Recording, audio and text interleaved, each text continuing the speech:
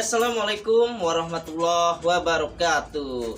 Oke, buat odon sahabat kaos. Oke, biasa kaos. Oke, pada hari ini yaitu buat teman-teman penghobi-hobi kelinci dimanapun Anda berada, ya tentunya kita akan membuat video, yaitu video-video tentang berbagai jenis-jenis macam penyakit deh pada hari ini. Cuman kita akan bahas satu persatu, yaitu satu.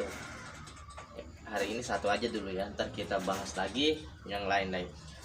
Tentunya buat sahabat-sahabat dan sahabat kaos, kadang kita ataupun para pemula suka bingung tentang penyakit-penyakit yang sering dialami oleh kelinci-kelinci kita ataupun kelinci-kelinci kalian di rumah.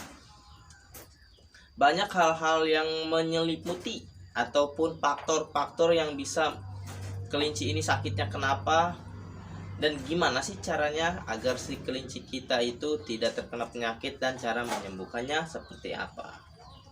Kadang-kadang kan yang problem-problem yang sering kita temui, ya itu kan kelinci yang sering kita temui di mana-mana ataupun di rumah kalian ya, terutama yaitu seperti penyakit mencret, kembung, terus apalagi itu ya, banyak pokoknya ya, stres, terus sersok, pokoknya banyak, kalau disebutin gak bakal kelar-kelar juga ya.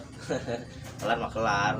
Oke, yang paling utama untuk pada hari ini kita akan membahas salah satu penyakit yang mungkin jarang kita temuin tapi pasti bakal terjadi kepada kelinci kalian. Apa sih penyakitnya?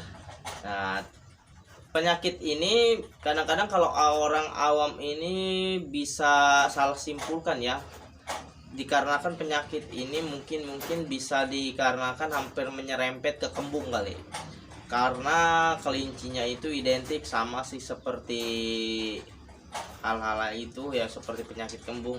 Tapi bukan penyakit kembung ya, buat sobat-sobat dimanapun Anda berada. Pada hari ini penyakit yang kita bahas adalah penyakit yang kelinci yang tidak bisa BAB. Nah, kalau secara garis besar tidak bisa BAB berarti tidak bisa pup kan. Nah, kadang-kadang kita juga menyimpulkan, kadang-kadang tidak bisa membedakan antara penyakit-penyakit yang lain dengan penyakit yang kita bahas ini. Nah, ciri-ciri penyakit yang kita bahas pada hari ini yaitu kelinci yang tidak bisa BAB, yaitu kelinci yang mungkin pencernaannya kurang oke ataupun ada hal-hal yang membuat mereka tidak bisa BAB ya. Nah, kadang-kadang faktor yang tidak bisa BAB juga ya, kadang-kadang bisa menyelimuti dengan kurang minum bisa, ataupun daya pakannya tidak seimbang, serat, protein dan lain-lain tidak seimbang. Nah, gimana sih caranya ibaratnya penyakit BAB ini bisa ditanggulangi atau bisa mengetahui? Sobat, pada dasarnya kelinci kita itu ataupun kelinci kalian, kalau misalkan dia terkena penyakit tidak bisa BAB ataupun tidak bisa pup, ciri-ciri yang paling utama yaitu kelincinya pastinya yang pernah saya temui itu tetap ya, makannya itu kurang nafsu. Nah, kalau paling yang bisa paling dipengat atau diketahui ya oleh kita sendiri penyakitnya itu seperti apa. Jadi dari fase apapun kotoran juga bisa kita ketahui dan bisa dilihat. Kalau misalkan kelinci yang sehat ataupun kelinci yang pencernaannya oke ataupun bagus, biasanya si kelinci ini kotorannya akan normal ataupun gede-gede. Secara garis besar itu besar, bukan gedenya segede-gede kotoran kerbau ya, standar kelinci aja gimana ya. Nah, pokoknya bulat-bulat. Nah, biasanya penyakit yang seperti ini ataupun tidak bisa BAB, nah penyakit seperti ini biasanya mulai dari kotorannya itu biasanya besar, tidak normal, jadi kecil dan tidak bisa BAB. Apalagi kalau misalkan kelinci kalian udah benar-benar tidak bisa BAB, kalian periksa ataupun di kolong-kolong kandang kalian, kelinci kalian, dia itu ada kotorannya ataupun tidak. Kalau misalkan tidak ada kotorannya, fix, jadi mereka ini terkena penyakit yang dinamakan kelinci tidak bisa BAB. Nah, caranya gimana sih agar ibaratnya kelinci ini bisa normal kembali dan bisa mengeluarkan fase kembali ataupun bisa ya, ataupun bisa pup. Nah, kalau misalkan kita berbicara dengan obat-obat tradisional, kita berbicaranya tentang yang kita pengetahui aja. Sebenarnya kelinci sama manusia ataupun hewan lainnya hampir menyerempet ya, cuman kelinci ini lebih ibaratnya lebih banyak dibilang rentan dan lain-lain.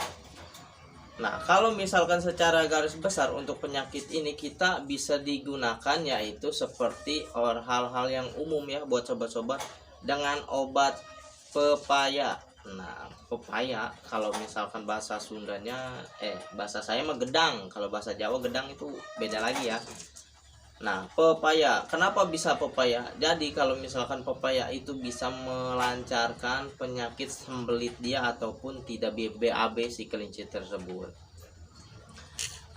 Nah, kalau misalkan si kelinci, kalau misalkan masih bisa mau, kita kasih nih pepaya nih ke kandangnya. Nah, si kelincinya masih bisa mau makan. Alhamdulillah, kita tidak perlu ataupun tidak repot-repot untuk memaksa si kelinci tersebut agar memakan si pepaya tersebut. Nah, kenapa bisa dikatakan pepaya? Sepengalaman saya di kandang seperti itu ya. Kita kalau ingin mengetahui ciri-ciri kelincinya itu tadi yang seperti saya bilang, kita ulang lagi ya, takut belum paham. Kadang-kadang orang banyak yang belum paham juga. Paling yang detail itu kalau yang udah parah itu si kelinci BAB-nya itu tidak ada ya, kotorannya di kandang itu bersih, atau sekalinya ada itu kecil banget ya, identik lah. Contohnya aja bersih, pokoknya kandang itu bersih aja, jadi dia udah benar-benar terkena penyakit sembelit atau bukan sembelit, penyakit tidak bisa BAB. Nah, terus kita obati dengan cara yang sangat-sangat simpel ya. Kalian bisa beli pepaya lah 2.000 ataupun 4.000 ya. Kalian kasih ke si kelincinya tersebut di treatment ya, kalau bahasa kerennya itu kasih. Kalau misalkan kelinci kalian masih bisa mau makan, alhamdulillah kita tidak perlu memaksa si kelinci tersebut untuk memakan si pepaya. Kalau misalkan wah nggak bisa nih gimana ya, secara tidak langsung kita harus memaksa si kelinci tersebut agar memakan pepaya tersebut ya, dengan cara apa?